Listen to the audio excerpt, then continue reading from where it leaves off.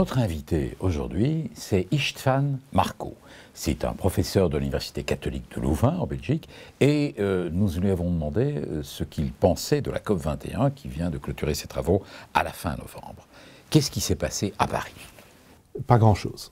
En fait, la COP21, c'est essentiellement une réunion d'un très grand nombre de personnes, venant de plus de 190 pays différents, énormément de ramdam, beaucoup de fastes, pour finalement arriver à un accord qui n'est finalement qu'une espèce de coquille vide, parce que dans cet accord, absolument rien n'est contraignant.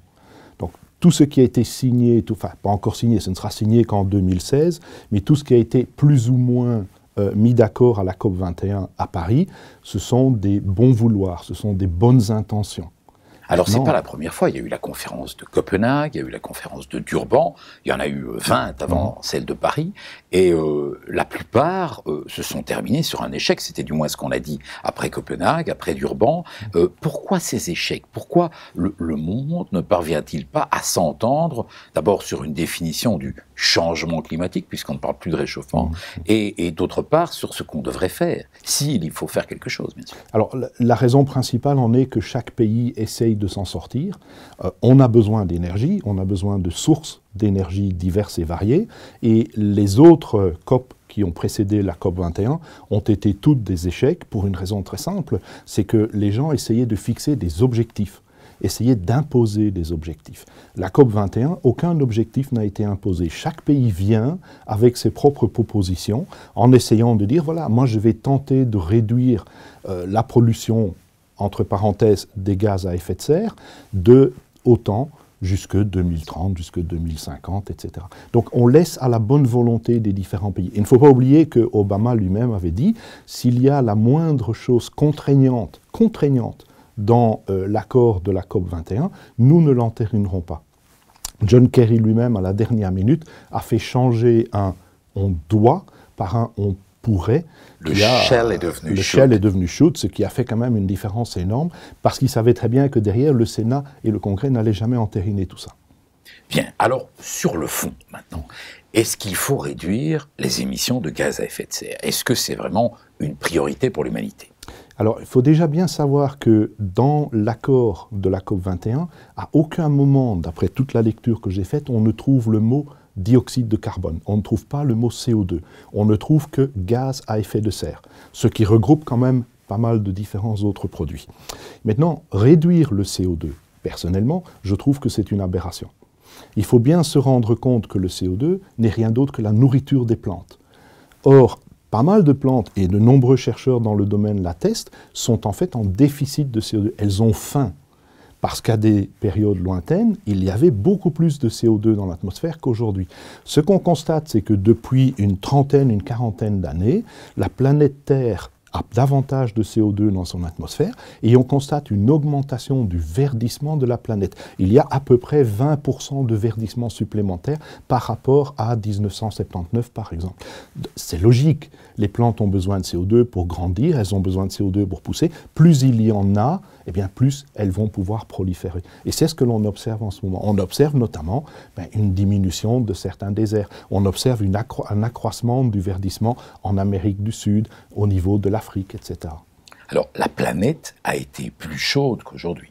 Oh oui, il y a eu des périodes différentes dans l'histoire où la température était beaucoup plus élevée. Il faut savoir que si on revient, mettons, 10-15 000 ans en arrière, eh bien, à ce moment-là, on est sorti d'une période de glaciation, on est entré dans la dernière partie de la période dans laquelle on se trouve, s'appelle l'Holocène. Et tout au début, la température était beaucoup plus chaude qu'aujourd'hui. S'en est suivi une série de fluctuations où nous sommes passés par des moments plus froids et des moments plus chauds.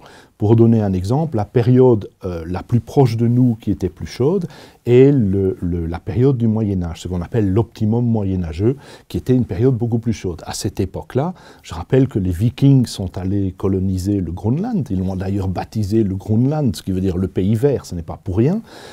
À cette période-là, ils pouvaient voyager, ils sont allés jusqu'en Terre-Neuve, on cultivait la vigne dans le nord de l'Angleterre, ce qui est toujours impossible à faire avec les vignes d'époque aujourd'hui. Donc il faisait nettement plus chaud à cette période.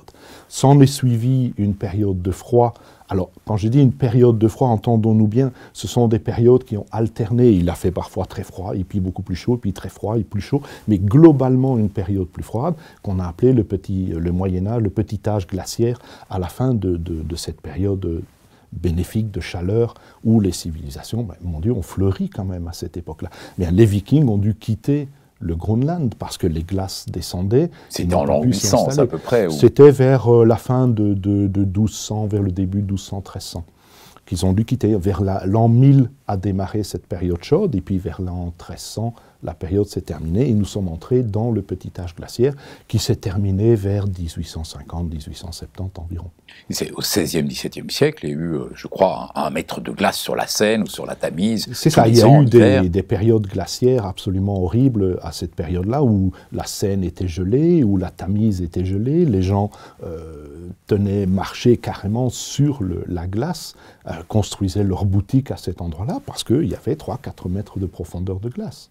Donc c'était des périodes très dures. Maintenant, tous les hivers n'étaient pas aussi durs. Il y a eu des hivers qui étaient beaucoup plus chauds, mais parfois avec des pluies diluviennes ou des périodes d'été qui étaient particulièrement sèches. Et donc tout ça a contribué finalement à détruire l'agriculture, à amener des maladies que l'on n'arrivait plus à soigner parce qu'il n'y avait plus les moyens de le faire. Et donc la population décédait rapidement durant ces périodes relativement sombres de l'histoire. Alors, est-ce qu'on vit maintenant la continuité d'un réchauffement climatique commencé à la fin de la dernière glaciation? Est-ce que c'est comme ça qu'on doit définir les choses? Pas de la dernière glaciation, parce qu'en fait, si vous regardez les fluctuations de température, on est monté très haut à la sortie de la dernière glaciation, et puis en fait, on fluctue graduellement et on redescend. La courbe globale depuis la sortie de l'Holocène, la courbe globale de la température, est une descente paisible, et puis bientôt, je ne sais pas quand, dans un siècle, dans 1000 ans, personne ne peut le prévoir, on va retomber dans une nouvelle période de glaciation. On sait que ces périodes de glaciation durent grosso modo 100 000 ans, c'est rattaché au cycle de Milankovitch, etc. Et nous avons le bonheur d'être dans une période qui s'appelle l'Holocène, qui est un interglaciaire, entre deux périodes de froid intense, qui peuvent être plusieurs degrés plus bas en température qu'aujourd'hui. Et donc, ce que l'on observe, c'est qu'à la sortie de cette période froide, que l'on appelle le petit âge glaciaire, eh bien forcément les températures ont remonté. C'est ce que l'on observe, c'est là-dedans que nous sommes pour le moment, dans cette montée de température. Et puis à un moment donné, eh bien, ça va se stabiliser, puis redescendre encore. Et nous sommes depuis une vingtaine d'années, grosso modo, sur un plateau de température, plateau qui en fait n'est rien d'autre que le sommet d'une courbe qui va en fait graduellement redescendre, d'après tout ce qu'on peut lire dans la littérature. Donc, dans ce que vous nous dites, vous ne croyez pas que le réchauffement climatique, si réchauffement il y a, est dû à l'homme? Alors, il faut distinguer deux choses. Il y a l'action de l'homme lui-même sur son environnement immédiat. Et il est très clair que construire des bâtiments, construire des villes, par rapport à garder une campagne, des arbres, des plantations, va avoir un effet sur les températures locales. J'insiste, locales. Il fait bien entendu plus chaud à l'intérieur d'une ville, comme Paris, qu'il ne fait au niveau de la campagne avoisinante. L'impact global sur le climat est essentiellement négligeable. Alors, comprenez-moi bien, il ne faut pas mélanger la qualité de notre environnement, mélanger le respect de notre environnement, le fait de ne pas polluer, le fait de ne pas jeter des choses, etc. Il ne faut pas mélanger ça avec l'effet du climat. C'est deux choses fondamentalement différentes. L'impact de l'homme sur le climat est essentiellement négligeable, tant au niveau du CO2 qu'au niveau de ce qu'il peut faire par ses constructions, etc. Donc le gros problème des climatologues, c'est de prendre des données locales, on prend des températures locales, et d'essayer d'en faire une vision globale. Et ça n'a plus beaucoup de sens. Il n'existe pas sur Terre un climat global. Il n'existe pas sur Terre une température globale. Ça n'a absolument aucun sens physique. D'ailleurs, les anciens climatologues l'ont très très bien compris, eux qui ont scindé le climat selon les zones. Vous avez un climat tempéré, vous avez un climat méridional, etc. etc. Bien, alors, est-ce qu'il y a d'autres gaz à effet de serre que le CO2? Oui, il y a le méthane notamment, oui, le méthane. Et on nous prédit des choses abominables si la zone gelée, le permafrost de la Sibérie venait à dégeler. Alors, il faudrait déjà pour ça que les températures au niveau de la Sibérie atteignent des valeurs qui sont bien plus élevées que celles que l'on connaît actuellement. Et ce dégel prendra plusieurs dizaines, voire centaines d'années.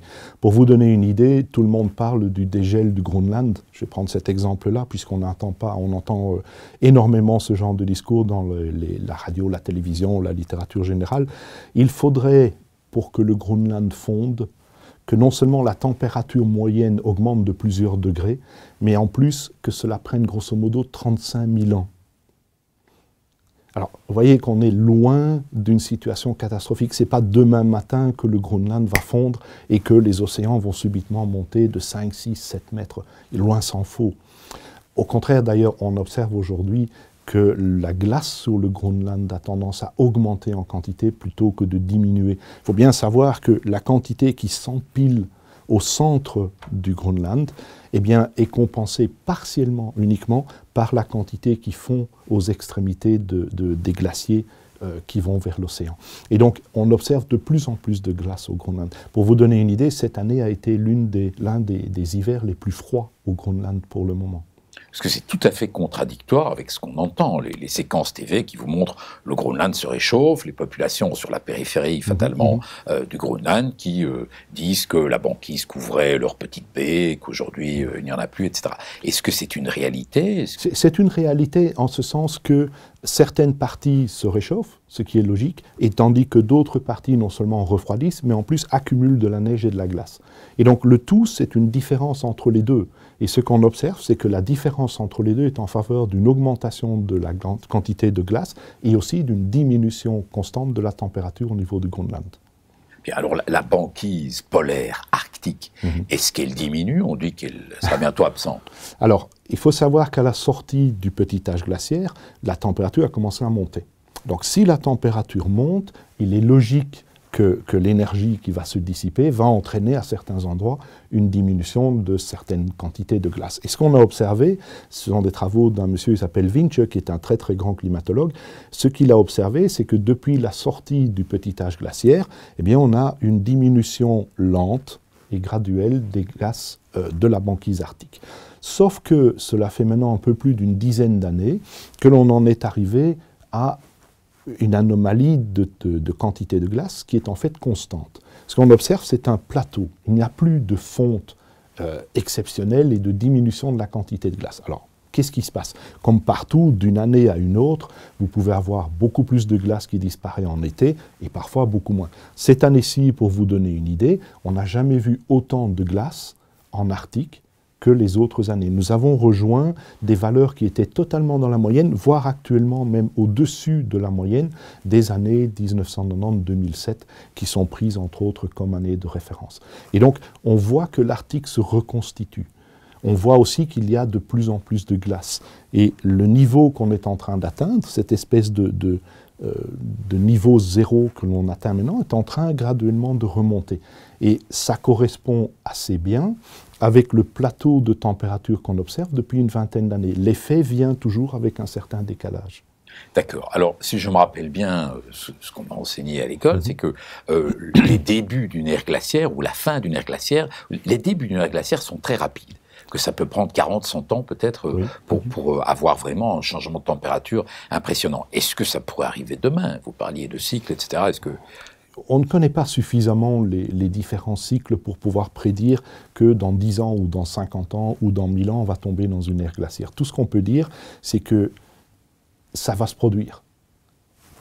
On sait que la période entre deux interglaciaires est d'environ 100 000 ans. Ça peut être 110, ça peut être 90, ça dépend un tout petit peu. Personne ne peut dire avec précision, voilà, dans 50 ans, on va tomber dans une période glaciaire. Ce que l'on peut dire aujourd'hui, et de très nombreux travaux vont dans ce domaine, dans ce sens, il illustre bien, c'est que nous avons dépassé ce sommet de température qui est dû d'ailleurs, entre autres, notamment à l'activité du Soleil. On est en train d'observer que le Soleil est entré depuis quelques années dans une phase de repos. Cette phase de repos eh bien, entraîne graduellement une diminution de la température sur Terre. On a beau ne pas être d'accord avec, c'est ainsi, c'est un fait observé. Et ce que l'on constate, notamment via les travaux récents d'un groupe russe et anglais, c'est qu'en fait, l'activité solaire est en train de diminuer Et non seulement l'activité solaire diminue, mais on constate en parallèle une diminution globale des températures. Et c'est ce qui va se produire. Selon eux, nous allons entrer pendant les prochaines 30, 40 années dans une période de plus en plus froide. Alors ça n'est pas nécessairement une période de glaciation, loin s'en faut, mais c'est quelque chose qui va nous ramener vers une période qui sera plus froide qu'aujourd'hui. Bien, alors tout ce qu'on nous annonce à la COP21 sur le réchauffement climatique ou sur les changements climatiques, est-ce que c'est faux quand on nous dit par exemple que les tornades dans le sud des États-Unis, c'est du réchauffement climatique, que la maladie de ma sœur est aussi du réchauffement climatique? Est-ce qu'on n'est pas en train de paniquer pour rien? Alors, il y a énormément de choses qu'on nous dit qui sont, je ne vais pas dire totalement fausses, mais tronquées ou sorties hors de leur contexte. Alors, par exemple, les tornades. Il faut bien savoir que si effectivement il y avait un réchauffement climatique, la différence de température entre le nord et le sud diminuerait.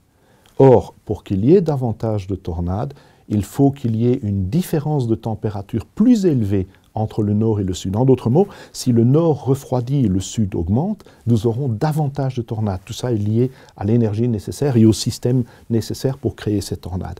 Ce que l'on observe depuis maintenant plus de 30 ans, c'est qu'en fait, il y a une diminution constante du nombre de tornades, même de leur intensité globale, et on observe aussi une diminution de l'énergie cyclonique à travers la planète. Donc, on ne va pas, pour le moment, vers une période qui est une période dans laquelle nous allons avoir beaucoup plus de tornades. Donc c'est l'opposé de ce que l'on n'arrête pas de nous dire. Alors il faut bien être réaliste aussi. Lorsque l'on prend des événements comme des tornades ou des ouragans ou encore des inondations ou même des périodes de sécheresse, ce sont des phénomènes ponctuels, annuels, donc c'est de la météorologie. Il pourrait très bien faire 50 degrés aujourd'hui en Belgique sans que ça n'ait un impact quelconque sur l'évolution du climat, parce que le climat est quelque chose qui doit être pris sur une longue période de temps, au minimum 30 ans. Pourquoi pas 40, pourquoi pas 50, on peut discuter de ça. Mais la barre qui a été fixée est environ 30 ans. Or, ce que l'on constate sur cette période de temps, c'est que le nombre de tornades est en diminution, la quantité, la puissance des tornades est également en diminution, l'inverse de ce que l'on n'arrête pas de nous dire. Et ceci est poussé par toute une série comment vais-je dire, par toute une série de désirs, de politiques derrière, d'effets financiers, etc., qui font en fait que la population va être en permanence inondée par ce genre d'informations, et finalement, c'est votre portefeuille qui va s'ouvrir parce que vous allez vouloir lutter contre le changement climatique, chose contre laquelle l'humain est totalement incapable de faire quoi que ce soit dit en passant. Alors, venons-en maintenant justement à ce qu'on nous demande de faire. On nous demande bien sûr d'économiser l'énergie, c'est une très bonne chose, hein, fondamentalement, c'est bon pour le portefeuille de tout le monde, d'isoler les bâtiments, etc. Là, tout le monde est d'accord. Alors, on parle aussi du choix de nouveaux types d'énergie, les énergies renouvelables, sur lesquels nous avons de grands doutes quant à l'efficacité en matière de réduction de CO2. Donc il faut faire certains choix, nous dit-on, absolument maintenant, de manière décisive, sur le plan énergétique surtout. Est-ce que selon vous, ces choix doivent être faits ou pas? Alors il faut faire des choix, mais je pense qu'on est en train de faire les mauvais choix. Si l'on veut diminuer la quantité d'énergie qu'on utilise, et là je crois que tout le monde sera d'accord pour dire que c'est un bonus, que ce soit pour notre portefeuille ou pour le reste, autant économiser un peu notre énergie, il faut commencer par faire des choses sérieuses. Par exemple, isoler correctement les bâtiments. Alors comprenons-nous bien, isoler correctement les bâtiments ne veut pas dire mettre 1,5 mètre d'isolant, hein, c'est complètement idiot. On en arrive à avoir des maisons tellement isolées et tellement dangereuses que les pompiers ne veulent plus aller éteindre les incendies qui s'y déclarent, ils attendent simplement que la maison ait fini de brûler en protégeant les maisons à côté. Donc il y a isolation et isolation. Il y a des calculs qui ont été faits qui montrent que si l'on isolait correctement les bâtiments publics, et si l'on isolait correctement les maisons, on aurait un gain énergétique qui serait supérieur à celui du placement des éoliennes, etc. Concernant les énergies alternatives, alors, je voudrais être très clair sur un phénomène. On parle d'énergie renouvelable. Ni l'éolien, ni le photovoltaïque ne sont des énergies renouvelables au sens correct du terme. Ce sont des énergies intermittentes. L'éolien dépend du vent, Le photovoltaïque dépend du soleil. Si vous n'avez pas de vent, vous n'avez pas d'électricité. Si vous n'avez pas de soleil, vous n'avez évidemment pas d'électricité. À l'heure d'aujourd'hui, le stockage de l'électricité n'est pas un problème résolu. Il est très très difficile de stocker de l'énergie électrique. On doit l'utiliser, ou alors il faut jouer avec, par exemple, des différenciations de niveau d'eau et de repomper de l'eau, par exemple. Mais nous n'avons que la petite cascade de Caux en Belgique. C'est très difficile de faire remonter des millions et des millions de litres tous les jours. Le seul qui est réellement renouvelable au sens correct, c'est l'hydroélectrique. Et là aussi, en Belgique, on est limité. Et la biomasse, c'est brûler la biomasse? La biomasse aussi, mais la biomasse, elle intervient en petite quantité dans le mix énergétique. Donc, à l'heure d'aujourd'hui, on ne saura pas, pour les 30-40 années qui viennent en tout cas, se débarrasser ni du nucléaire, ni des énergies fossiles. Ça, c'est un fait avéré. De toute façon, le nucléaire n'émet pas de CO2. Alors, le nucléaire n'émet pas de CO2. S'il fallait réduire le CO2... Voilà. S'il fallait discuter de ça, il faut dire quand même, pour être tout à fait honnête et précis, le nucléaire va émettre un peu de CO2 lorsqu'on va construire le système. Mais c'est la même chose pour les éoliennes, c'est la même chose pour les panneaux photovoltaïques. En ce qui concerne, par exemple, les éoliennes, on en est... Je vais vous donner un chiffre global. Pour l'Union européenne entière, on a dépensé 1000 milliards d'euros pour ce qui est éolien et photovoltaïque. Le rendement global a été de 3,8%. Vous ne pensez pas qu'avec 1000 milliards d'euros, on aurait pu faire quelque chose de bien plus utile pour la population, pour la société en général? 1000 milliards d'euros, c'est des chiffres colossaux. Tout ça pour mettre des moulins à vent qui, occasionnellement, vous apportent un peu d'électricité quand il y a du vent. Maintenant, ce que la plupart des gens ignorent, c'est que, étant donné que ces énergies sont intermittentes et pas renouvelables, nous, on a besoin d'énergie quand on le veut. Si vous rentrez chez vous le soir, que vous allumez, vous essayez d'allumer la lumière, mais qu'il n'y a pas de vent, vous n'avez pas de lumière, vous êtes un peu embêté. Et donc, puisque ce sont des énergies intermittentes, il est nécessaire à chaque fois d'avoir des industries électriques qui produisent de l'électricité en backup. Et donc, on se retrouve avec des usines à gaz qui, une fois montent en puissance, une fois descendent en puissance, qui surpolluent parce qu'elles n'ont pas le choix. C'est comme votre voiture dans un embouteillage, eh bien, elle va surpolluer par rapport à la voiture qui roule sur une autoroute. Et donc, en fait, chaque fois que vous voyez une éolienne, dites-vous bien que derrière, il y a une usine à gaz, et ça porte bien son nom, qui en plus produit encore davantage de CO2. Je n'ai rien contre le CO2, j'en ai contre d'autres choses, comme par exemple les oxydes d'azote, comme par exemple les dérivés soufrés qui nous viennent du charbon, malgré toutes les précautions que l'on prend actuellement pour les capturer. Pollution. C'est de la pollution. Ça, c'est de la vraie pollution. Et contre la vraie pollution, là, personnellement, je m'insurge, mais violemment. J'estime qu'avec notamment ces 1000 milliards d'euros, on aurait pu faire autre chose. On aurait pu aider les gens à nettoyer les rivières, à nettoyer les sols, etc., plutôt que de le dépenser à des sources d'énergie qui ne sont pas du tout compétitives. Le pire de tout, c'est que l'État s'est ingéré dedans, a forcé les gens à racheter cette énergie, soi-disant verte, à des prix prohibitifs, prix qui se sont retournés bien entendu sur le citoyen, puisqu'il n'y a rien à faire, c'est in fine nous, vous, qui allez payer la facture de ces éoliennes, de ces panneaux photovoltaïques. Et de nouveau, ce sont les plus pauvres qui n'ont pas l'argent pour mettre les panneaux photovoltaïques, pour prendre cet exemple-là, qui ont payé pour les certificats verts des personnes qui ont eu l'argent pour placer les panneaux photovoltaïques. Je ne trouve pas ça très normal. D'accord.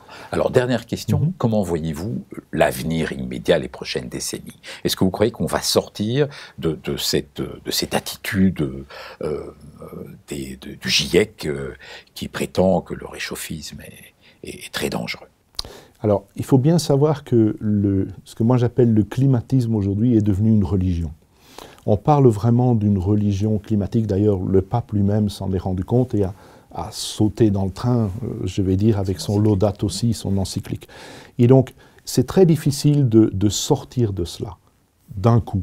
Parce que le malheur, c'est que les générations qui nous suivent, les jeunes qui nous suivent, ont déjà été fortement endoctrinés, ne fût-ce qu'au niveau même des écoles, en école primaire, en école secondaire. Vous savez, on leur passe le film d'Al Gore, qui n'est pas un film réel, qui est en fait une fiction, une propagande fiction. Ce film contient des erreurs absolument monumentales. On lave le cerveau de nos jeunes déjà dans les écoles primaires et secondaires.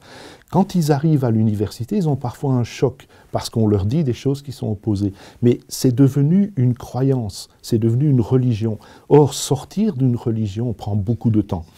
Ce qui se passe petit à petit, c'est que les gens sont touchés dans leur portefeuille, ils sont touchés dans ce qu'ils ont envie de faire. On diminue les facilités pour rouler en voiture, on essaye d'imposer des règles. Vous avez derrière vous toute une série d'organismes, toute une série de gens bien pensants qui pensent à votre place, qui essayent de vous dire ce que vous devez faire, ce que vous devez manger. Ne mangez pas de la viande, c'est mauvais pour l'environnement. Écoutez, soyons très sérieux, mangez plutôt des farines d'escargot, des farines de chenille, des farines de vers de vase, que sais-je moi. Hein, ils sont en train de penser... Oui, c'est très grave parce qu'on en arrive à avoir même des organismes officiels au niveau de l'Union européenne qui sont en train de débattre sur quelle quantité de viande les gens seront autorisés à manger par jour ou par semaine. Or, s'il y a une chose contre laquelle je me suis battu toute ma vie, pour laquelle je me battrai toujours, c'est la liberté individuelle. J'estime que chacun a le droit de faire ce qu'il veut, en ayant bien entendu le respect des autres personnes autour de lui. Mais personne ne va me dire que je n'ai pas le droit de manger 2 steaks en même temps si j'en ai envie. D'accord, d'accord. Mais nous les partageons. Professeur Marco, merci beaucoup pour cet exposé. Nous espérons vous retrouver dans un débat dans quelques semaines, quelques mois d'ici. Merci à tous et bonne soirée.